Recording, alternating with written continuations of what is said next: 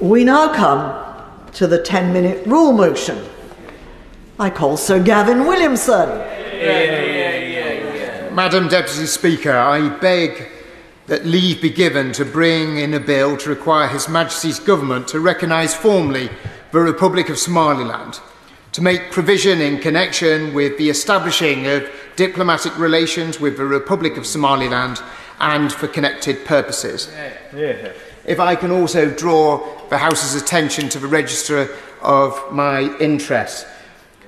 Madam Deputy Speaker, the 4th of July is often known as an Independence Day for another country, but I'm not here to talk about the United States, but actually the Republic of Somaliland. On the 26th of June in 1960, Britain granted independence to the British Protectorate of Somaliland. And it was in that euphoria, in that moment, that Somaliland a few days later entered into a union with the old Italian trust territories of Somaliland. But this proved to be a deeply unhappy union. Madam Deputy Speaker, that union, while it started off in hope, while it started off in optimism, ended up in tragedy. You saw the rise of a brutal military dictatorship based in Mogadishu, whose next steps were the persecution and the genocide of so many Somalilanders.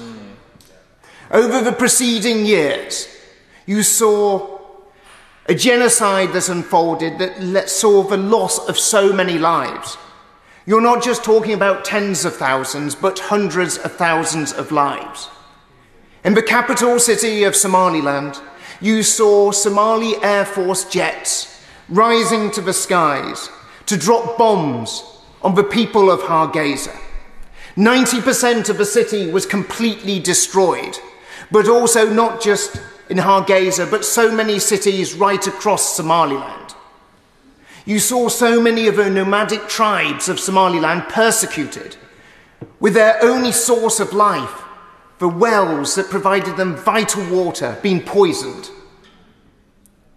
Hundreds of thousands of people died in that genocide, and sadly, so much of the world did not notice or paid no attention.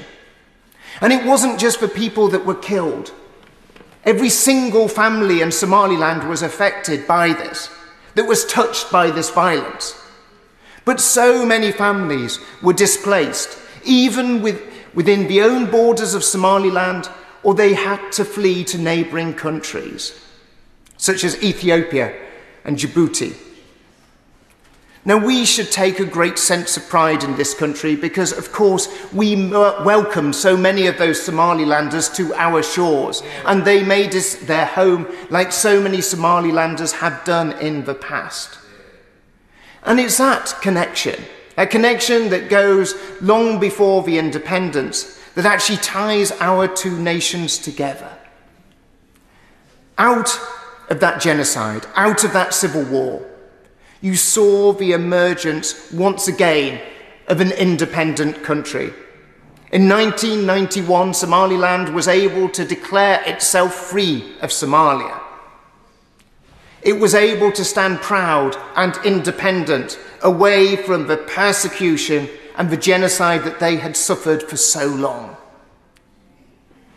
But they have asked the world for over 30 years now for recognition. They have asked the world to recognise what is there on the Horn of Africa. And they've listened to countries such as Britain and the United States, France and Germany, that has turned to them and said, well, we expect certain things. We expect a democratic process, parliamentary elections, presidential elections. We expect a judicial process. We expect you to educate your boys and girls. We expect you to be welcoming and a safe place for people to visit. And Somaliland has delivered that. Yet they still wait.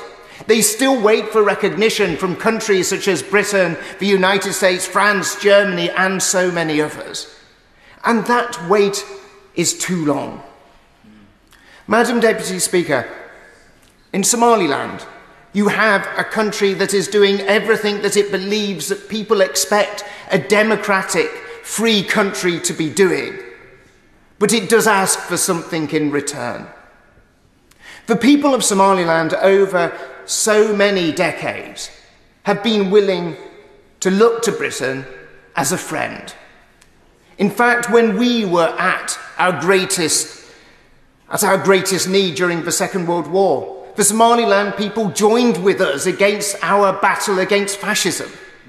They fought side by side with British soldiers.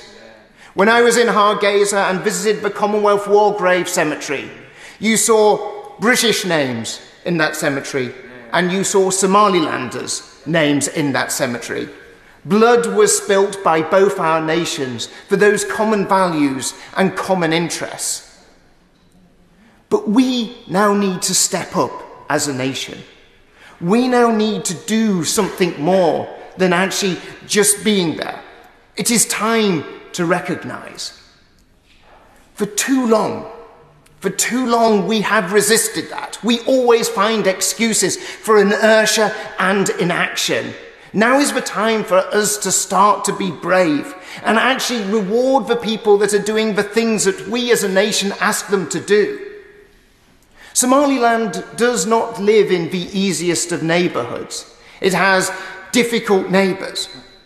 But being a democratic country, being a country that wants to educate its boys and its girls by having a judicial system that is fair and robust, these are things that we need to be rewarding. This is what we need to be putting on a pedestal to say, this is an example that we want others to follow.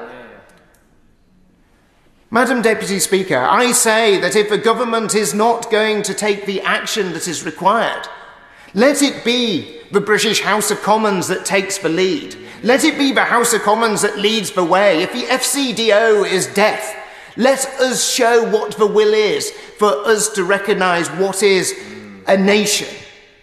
A country which has its own processes of judiciary, it has its elections, it has every function of a democratic nation that we want to see.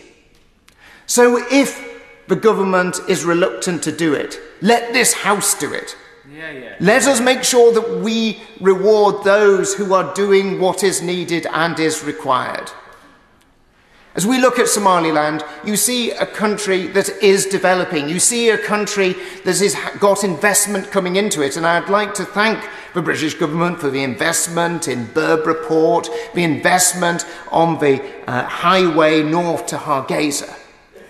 But by the simple act of recognition, you can transform the lives of 5.7 million people, making every single one of them more prosperous, enabling Somaliland, a good ally of this country, to play a bigger role on the world stage and play a vital role in supporting the values that we in this House hold dear. Madam Deputy Speaker, I know that it may seem a very far-off place. I recognise that maybe a nation of 5.7 million people does not seem significant to Britain, but it is significant. It plays a pivotal role in terms of Africa, and I urge this House to take the action that is required to support the Republic of Somaliland and make sure that we deliver for the people of Somaliland as they have defended what we value so dearly, which is democracy and freedom. The question is that the Right Honourable Member have leave to bring in the bill. As members of that opinion say aye. Aye. Of the contrary, no. I think the ayes have it. The ayes have it. Who will prepare and bring in the bill?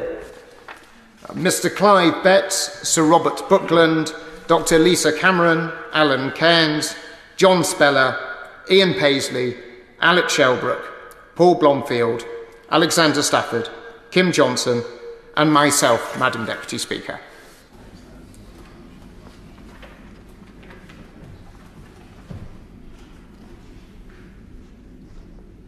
Sir Gavin Williamson.